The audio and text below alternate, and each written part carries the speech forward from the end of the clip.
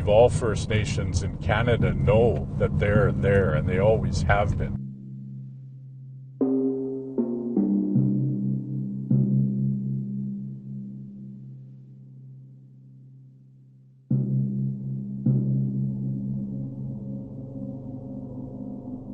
It's just an ugly secret that Canada's been able to, hide within a shroud from the rest of the world.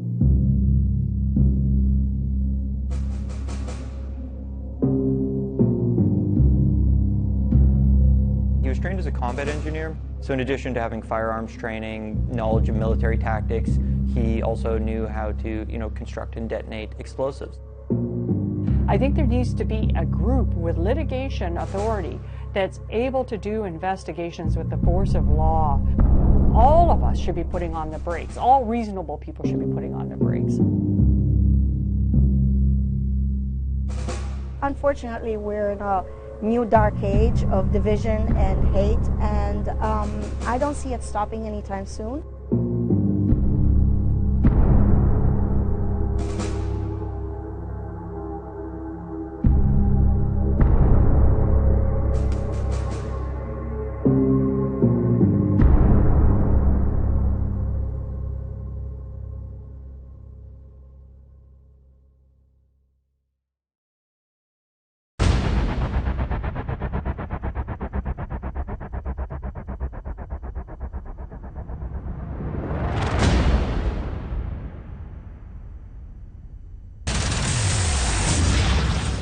Most of the skinheads in the States, they would go join the Marines, and then they would come out well trained, and they knew how to fight, they knew how hand-to-hand combat, they knew all these skills that you needed to be a warrior.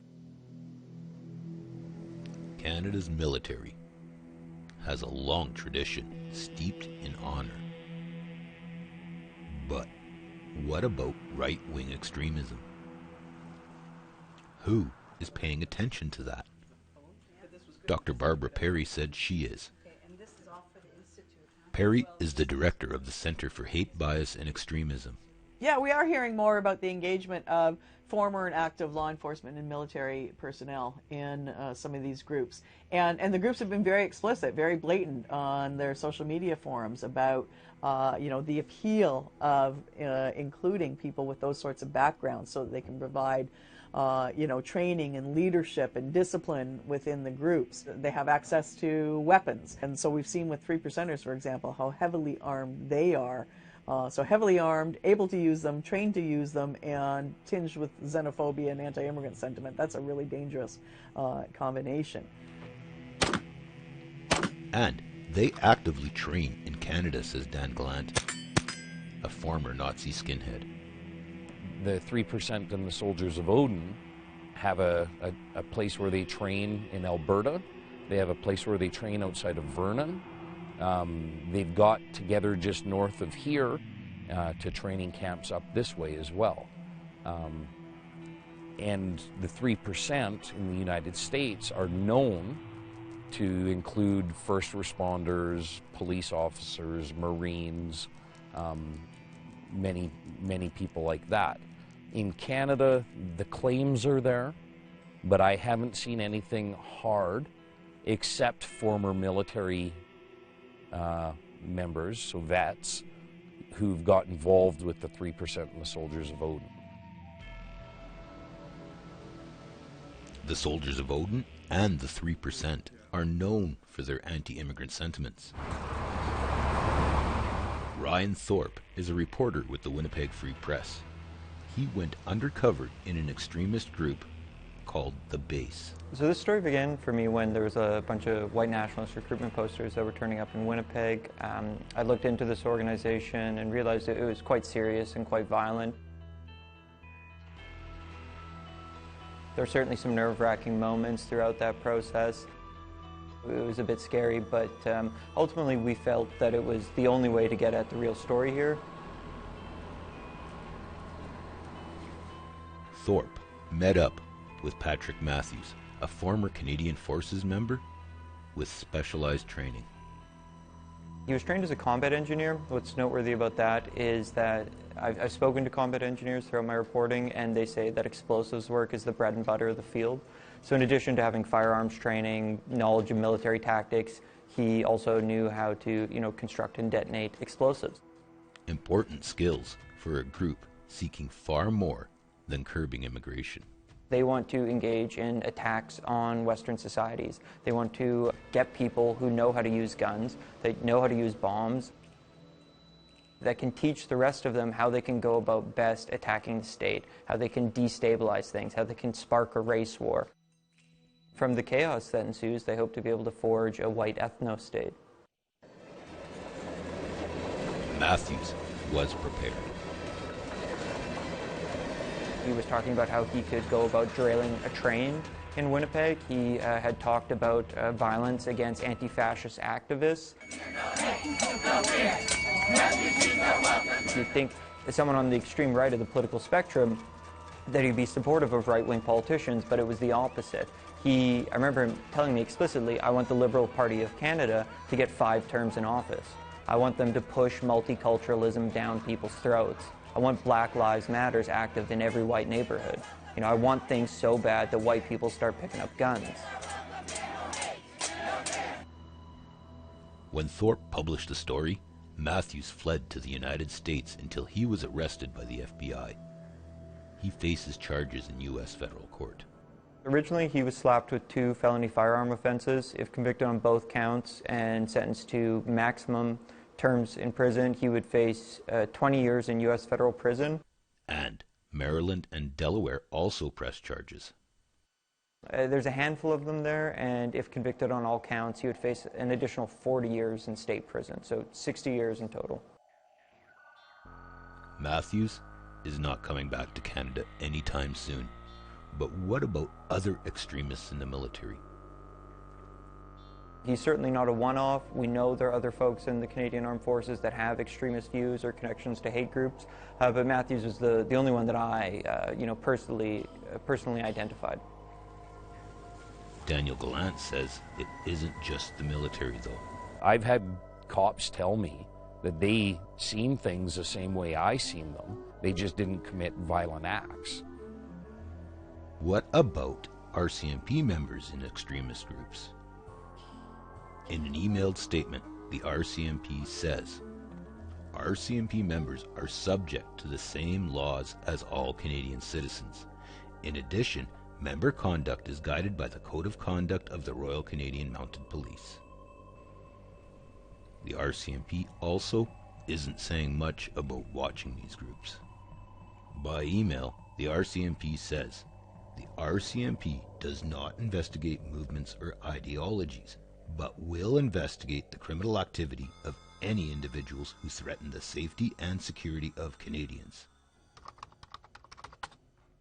I also know from the advocacy work that I do that the attitudes of CSIS, RCMP, and other law enforcement groups towards white supremacists are somewhat lax, and they're not seen as a real threat. So we were in the field 2013, 2014, a little bit in 2015.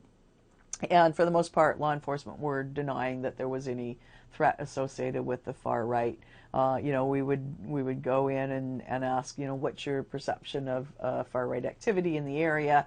And either they would say, oh, we're not concerned about the far right, it's the left we're worried about, or they would immediately begin to talk about freemen on the land or sovereign citizens, anti-statist, anti-authority movements, rather than these sort of white supremacist groups. And the law itself may be toothless.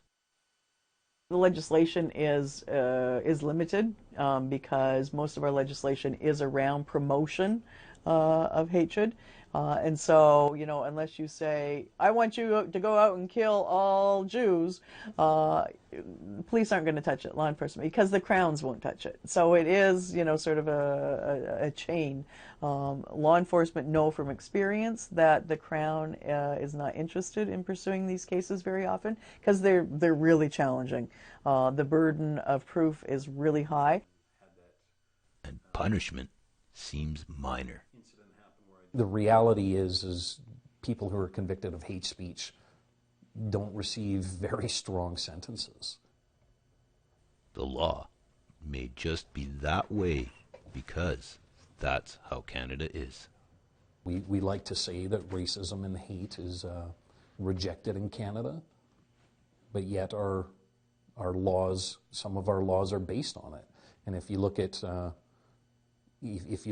law as a living tree, as the living tree doctrine is, everything's connected. So if one element of the law, the core foundational laws of the country, are contaminated with racism and affects all areas of our system, then it is racist as a whole. And the lure of online extremism is on the rise. That's coming up next.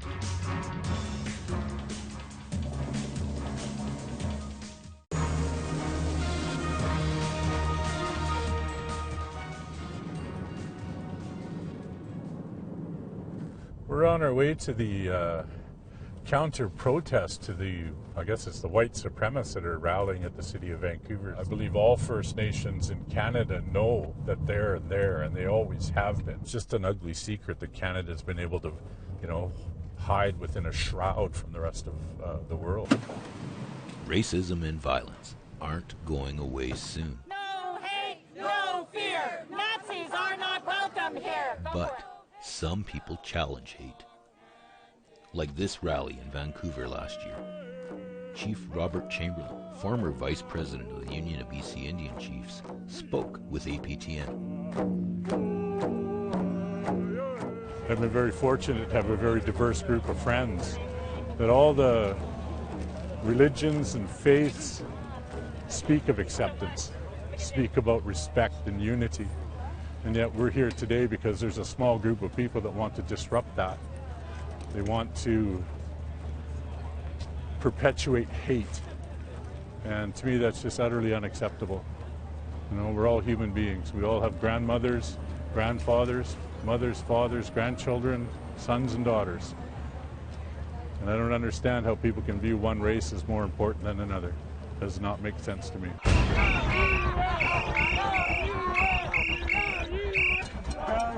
Go back to Notley. Invite home your illegal immigrants into your house. Oh, I forgot. Your parents won't let you.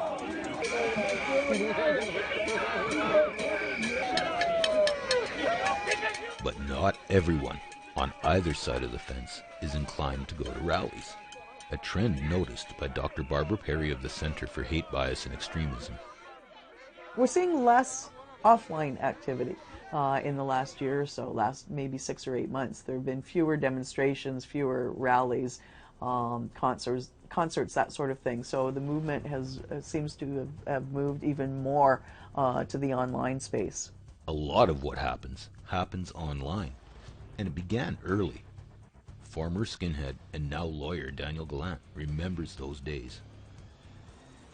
There is a larger number of diluted right-wing extremist groups now that is the result of a particular core group of white nationalists who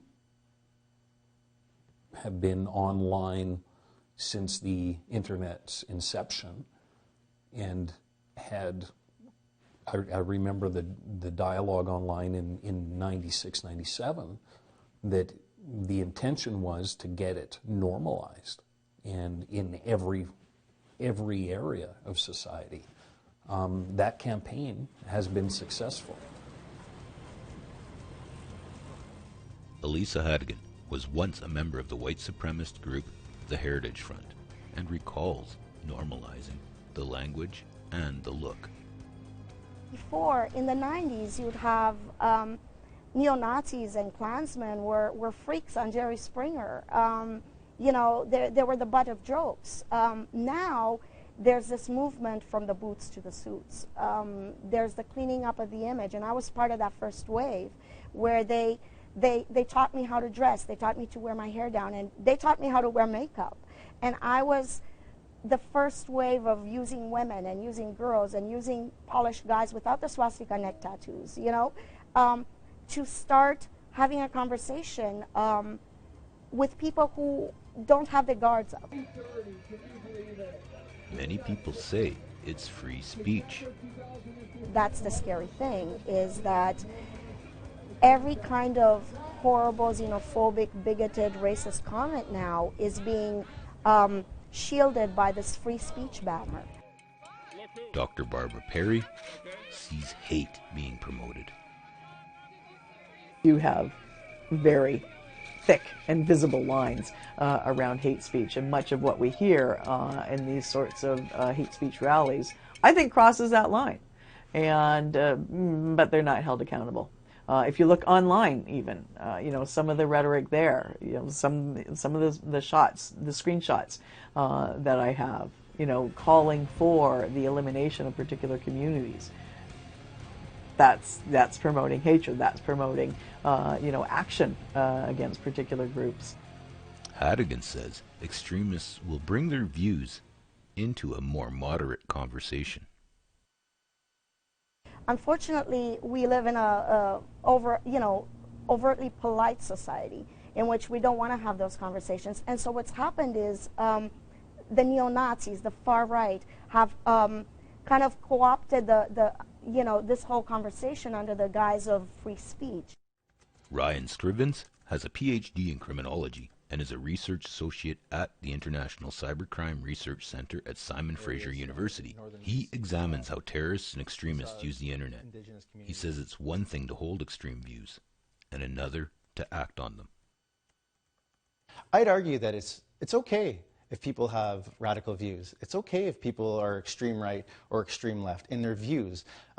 If they're going to start acting on those views or those behaviors, that's when I have a problem. So I think that, and the reason I bring this up is because in the current climate, the Trump climate, if you want to call it that, we are seeing these different viewpoints being pegged against each other. And we're not going to get anywhere. We're not going to get anywhere if we're going to try and say, okay, we need to silence, for example, the extreme left, or the extreme left right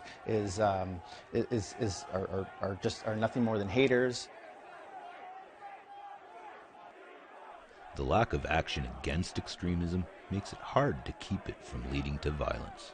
The biggest challenge right now is to try to think of ways that we can build resiliency against hatred and radicalization leading to violent extremism that doesn't just target right-wing extremists, for example, name and shame them and try to arrest our way out of radicalization. I don't think that's an effective way that we can respond. Dr. Cindy Blackstock of the First Nations Caring Society says Canada needs to admit there's a problem first. It goes back to that savage-civilized dichotomy. I mean, one of the most horrendous outputs of that was that First Nations, Métis and Inuit parents were deemed unable to care for their kids. I mean, no savage can't look after their own kids. And that, although that's been addressed somewhat in Canadian society and changed in some areas, I think it's still there. What we don't have, though, is an evidence that that actually is a big factor when it comes to the removals of First Nations kids. When a child faces abusive and violent discrimination, like being told they're dirty Indians, Blackstock thinks Canada can do more.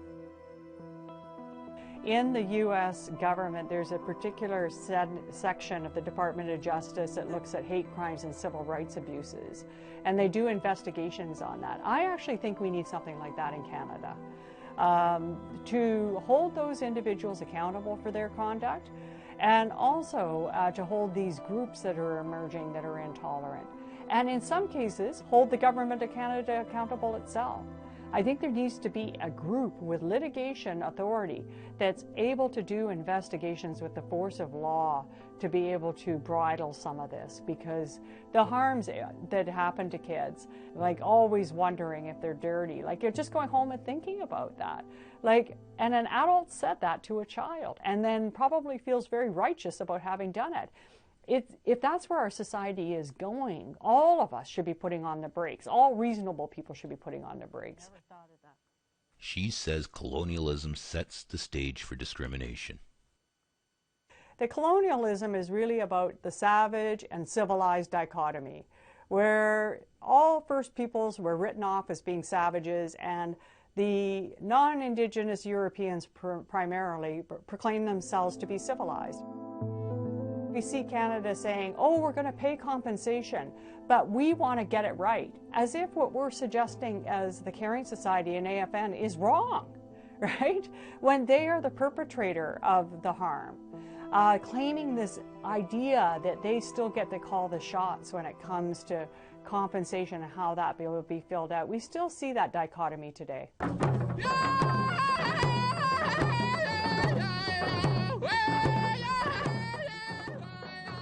History sets the stage, but it's what's happening now that has people looking towards these extreme groups.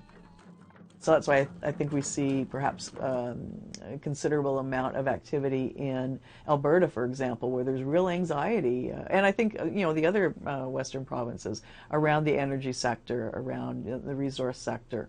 So those are the folks that I think that are really vulnerable to, sort of recruitment into these movements where there's a considerable amount of scapegoating going on. What is the outlook for white supremacy and extremism in Canada? Unfortunately, we're in a new dark age of division and hate, and I don't see it stopping anytime soon. It's worsened by the refugee crisis in Europe, and it's now becoming a global phenomenon because of the internet. So the fears of Western countries and extremists there who are seeing refugees come in and they're blaming them for crime and rape and whatever, and they're amplifying the fears and hysteria. I'm quite concerned that there's going to be further uprising. I'm concerned about the sentiments that I hear from many white guys in the community, just in passing, in lineups. The rhetoric has got so illogical and reactive, and it's all rhetoric. As Blackstock sees it, Canada is still engaging in racist behavior, but she has hope for the future generations. I've seen children who have grown up with parents who really have an ethos of intolerance towards First Nations or others, but the children, when they're exposed to education, like the TRC has asked for from the earliest days, and really understand some of these injustices, they can actually, break away from their parental beliefs and become good role models for other citizens and for their own children.